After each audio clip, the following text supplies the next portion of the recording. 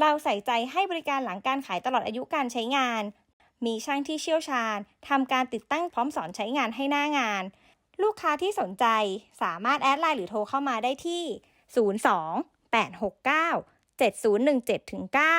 02-869-7017-9 โดยบริษัทจะตั้งอยู่ซอยเพชรเกษม 52 ใกล้ซีคอนบางแคเรามีพนักงานขายและช่างยินดีให้คำแนะนำเรียกได้ว่ามาที่เดียวครบจบเรื่องงานเย็บและงานรีดเลย